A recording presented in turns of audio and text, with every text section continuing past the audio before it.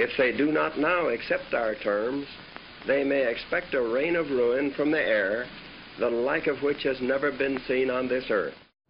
That was President Harry Truman 72 years ago today, in an address announcing that the United States had dropped a nuclear bomb on Hiroshima and urging Japan to surrender.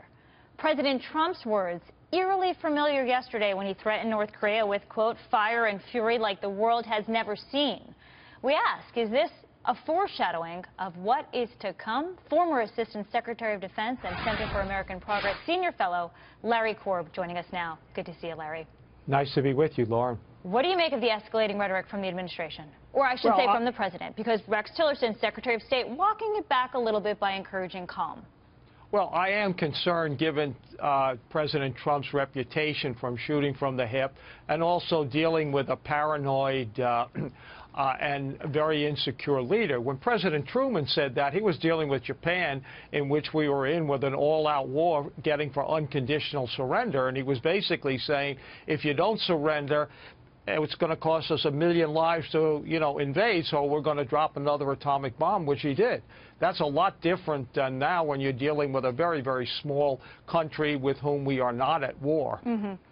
What do you make of lawmakers from both sides of the aisle, everyone from Senator John McCain to Chuck Schumer, criticizing the way the president's been speaking, saying, look, if you're going to talk like this, you got to be ready to back it up. This is not what we want to hear from the president of the United States. Do they have anything better to suggest? Is there another way to deal with this situation? Because what we've seen in previous administrations is that the strategy of appeasement is not working. Well, it's not appeasement. I think Secretary Tillerson has said the right things. We're willing to negotiate if you stop the test. Previously, people said we'll only negotiate if you give up the weapons. That's not going to happen. If you stop the test, and Secretary Tillerson has put things on the table that were not on before. In other words, we'll end the Korean War. The North Koreans think the war's still on and we're just waiting for an opportunity to go in and get them. That's why they have gotten these weapons, because after the end of the Cold War, Russia and China were no longer protecting them. So stop the test. We're willing to talk to you, settle the war, and then we can move on. Look, we've lived with China when they got nuclear weapons under Mao at the beginning of the Cultural Revolution. If you think this is scary, that was even worse. Well, imagine that.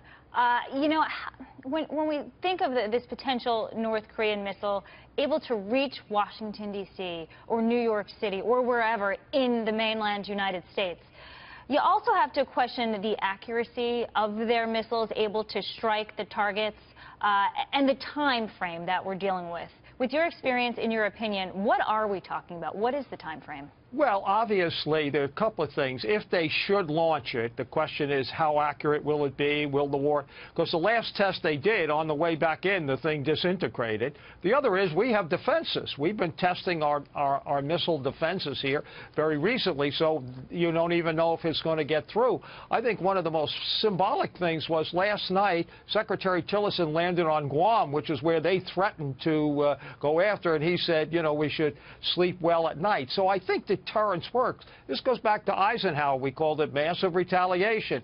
If you think about it or you use it, you're going to have overwhelming support, and we have 5,000 nuclear weapons. He could have maybe 30. Yeah. All right. Larry Korb, former Assistant Secretary of Defense, thank you for your perspective. Thanks for having me. Sure.